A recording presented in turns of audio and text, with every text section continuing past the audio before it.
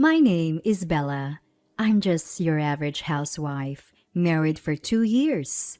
Until I turned 27, I had pretty much zero luck in the love department. I went to an all-girls private middle and high school, followed by an all-women's university. After graduating, I worked as a receptionist at a big corporation where, unsurprisingly, all my colleagues were women. In my social circle, it was the norm for people to get invited to parties by business executives, but not for me. I never attended such gatherings. The reason was simple. Whenever I talked to men, I became so nervous that I couldn't even speak.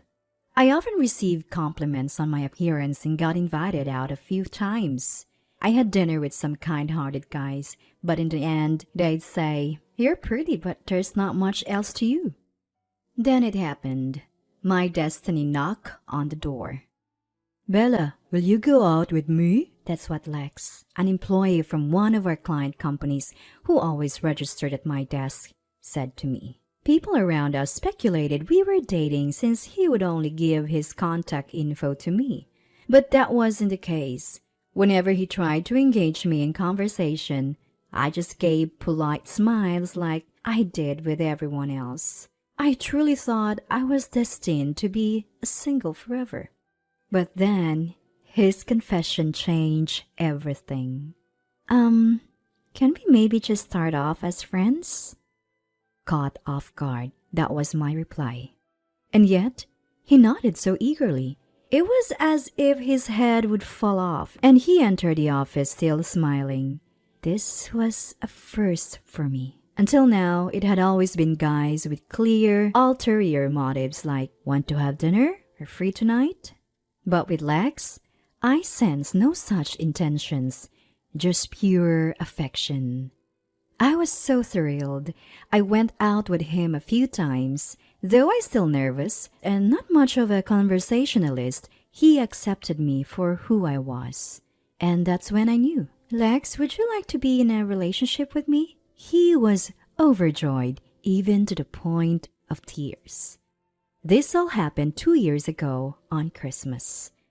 At that time, I felt extremely happy, thinking I'd be blessed forever with such a loving person. But the crack in the facade came when his company went bankrupt. 2 years later, I am now 29. "Lex, you should probably wake up now."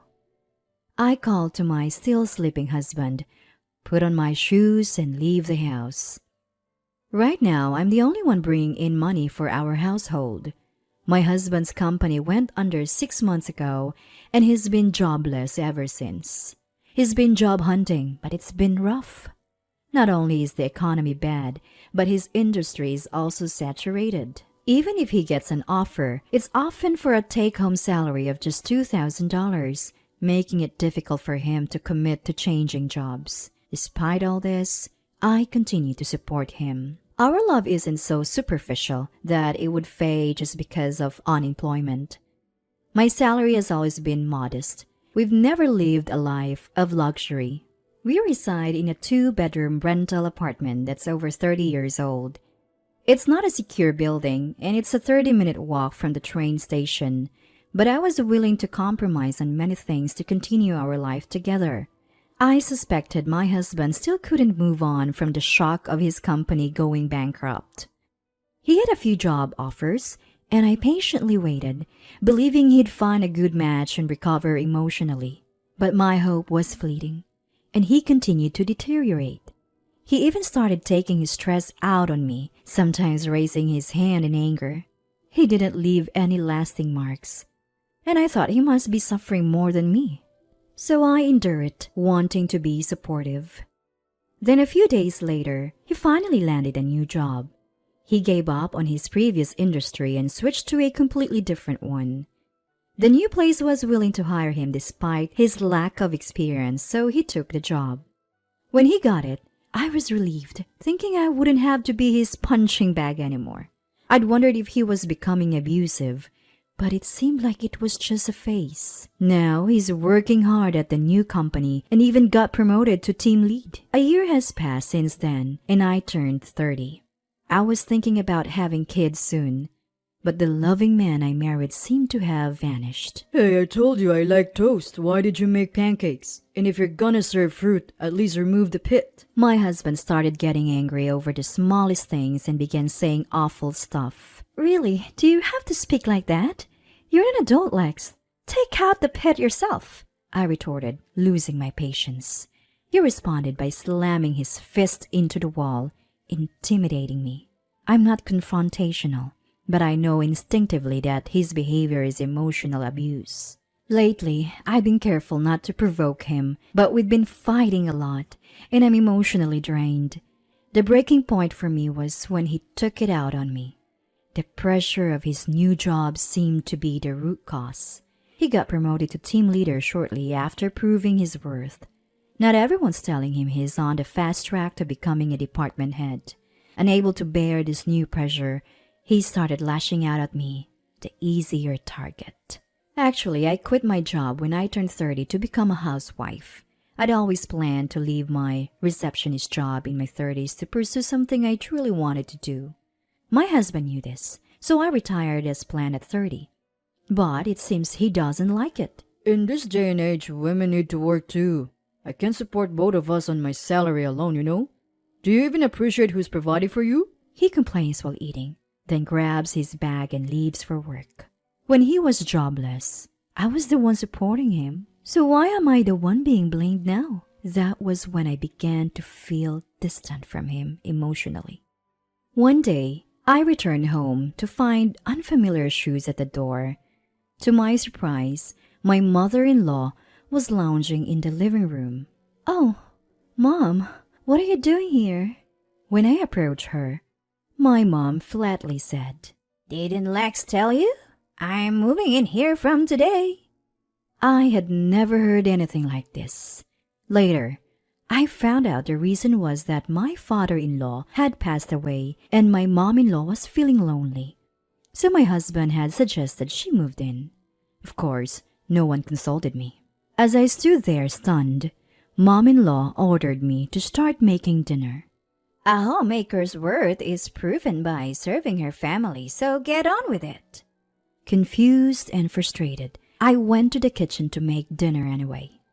Then as the food was nearly ready, Mother-in-law came in and said, "Lex hates stewed burgers. This is garbage." She dumped the almost finished dish into the trash. I was sitting inside, but oddly words failed me when I was confronted by this unexpected situation. Unable to speak up, I watched as my mom-in-law caused a scene. And then my mother-in-law started rummaging through the fridge and began cooking without asking. Finally, regaining my composure, I said, "Hold on, Mom. I planned meals for the week and bought groceries accordingly." Just as I said that, he dumped flour on my head. Coughing from the flour, I continued to watch her make her dish and then demand I clean up. My husband eventually came home and was delighted to see the meal. "Oh yes, this is the kind of food I want. No need for salads. Fried stuff is the best." Ignoring me, he happily sat down to eat with Mom. At that point, my heart felt like it had been smashed and painted over the black ink. From then on, the daily harassment from mother-in-law and the emotional abuse from my husband continued. I felt there was no place for me in this home. And even though my husband has pressed for intimacy, under the circumstances, I naturally couldn't accept. I had been avoiding getting pregnant, even though I'm already 30, because I don't want a child with this abusive man. Then finally, the last straw broke.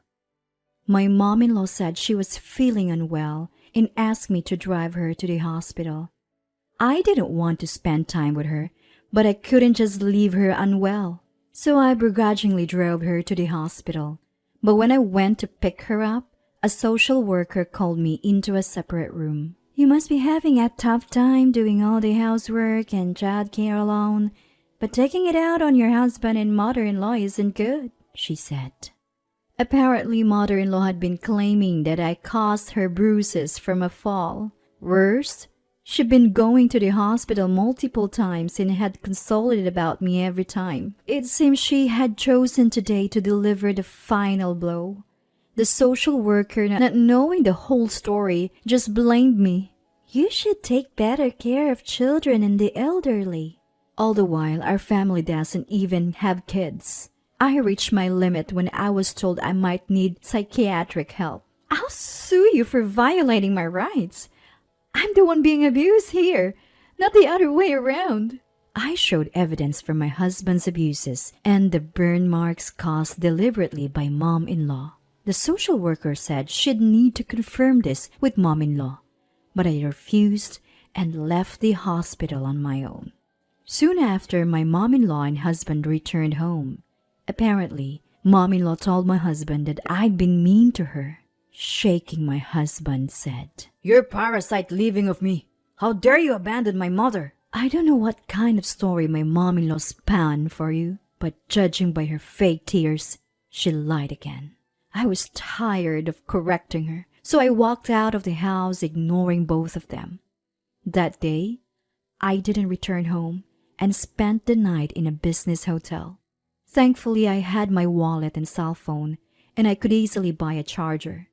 I decided not to go back home for a while and ignore both of them. But one day I was walking near the house and ran into a woman in her 50s living across from our apartment. Was getting worried. Haven't seen you around. Also heard from your mom that you and your husband are going on vacation for a week or so. Hearing that, I couldn't help but let out a dry laugh. But then I thought, if not now, when? I immediately contacted a moving company and asked them to help me move out as soon as possible, even if it was a bit more expensive. Luckily, I didn't have much stuff, and the movers arranged to send everything to my parents' house in just 3 days. Let's see how my clueless husband and his mother, who have no idea how much I've contributed to our home, react. They belittle me without knowing anything, and I won't forgive them. I muttered as I faced our empty house, and then I went back to my parents' home. A few days later, my husband called me. Hey, Bella, where are you? Your room is empty. My husband, catching wind of the situation, kept demanding to know where I was. None of your business, I told him.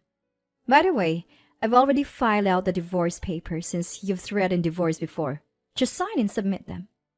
I hung up the phone and blocked his number. And so, a peaceful life began.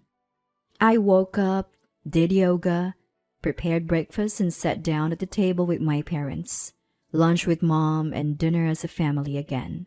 I felt so normal, yet it was a comfort and happiness I hadn't felt in a long time. My parents were surprised when they received my things but welcomed me warmly. Things took a turn when my husband found out I was at my parents' and waited for me nearby. I tried to run when I saw him, but he caught up and grabbed my arm. Bella, let's go home. The house is a mess without you. His grip tightened, and I yelled, Help me! A high school boy in his sports uniform happened to be passing by and came to my aid, and a nearby businessman called the police. With the police there, my husband retreated quietly. But as expected, my raging mother-in-law stormed into my parents' house. How dare you humiliate my son in public? What a disgrace you and your family are! Finally, I held my father back from confronting them and said. Meanwhile, my mother-in-law was outside our place, screaming threats and even mentioning defamation lawsuits. My dad was about to lose it and confront her, but I held him back. It's okay, I'm ready to settle this. I called my husband, who noticed the incoming call while next to mother-in-law and boldly said, I know you're cheating, and I have evidence. I'm going to sue you for abuse and get a settlement when we divorce. Hearing this, my husband began to panic. In truth, I had hired a detective to gather evidence after hearing rumors about him going to a hotel with a co-worker. So I had ample evidence of his infidelity. I had even visited a hospital and secured a medical certificate just in case they tried something. I had also recorded conversations to have evidence if needed. I planned to confront my husband and his mother once I felt emotionally ready, but I won't be quiet when they insult my parents. I know my mother-in-law has been taking money from my wallet. Also, ever since I left, I heard the house is in horrible state, even smelling bad. You're getting complaints from the neighbors, aren't you? Hearing this, my husband was at a loss for words. I got this information from a neighbor who told me my husband and his mother were out of town. Apparently, they've been failing at basic chores like sorting the trash, and the house has turned into a dump. Also, I heard there are complaints with the property management about the loud arguments they have daily. So maybe now my husband realizes how much I contributed to our household and wants me to come back. But it's too late. I'm not coming back. Live happily ever after with your beloved mom. After saying this, I hung up the phone. Shortly after, my mom-in-law tried to kick down my front door. I called the police and they were both arrested. I later learned from my neighbor that they hadn't addressed any of the complaints through the management company. Eventually, the drama got so bad that it emptied out the entire apartment complex. The management finally took legal action against both of them, ignoring complaints, not paying rent, and disrupting business. They faced a lawsuit seeking damages. In the end, they were ordered by the court to vacate and pay damages. Now, they're blacklisted in the real estate market, unable to rent anywhere. Turns out, the reason for the unpaid rent was my husband making a costly mistake at work, leading to a pay cut. Unable to find another place in the area, he quit his job and moved far away. And yet again, he hit another roadblock in finding new employment. He ended up homeless, which led his mother to shoplift. She was arrested for injuring a store clerk who confronted her. I found out about this through online news. Beyond that, I don't know and don't want to know. After the divorce, I started working in my dream cafe. I met and became friends with a colleague who is 5 years younger than me. At 34, I remarried. By 40, we opened our own dream cafe, and now I'm pregnant. It's a late life pregnancy, but I've never been happier.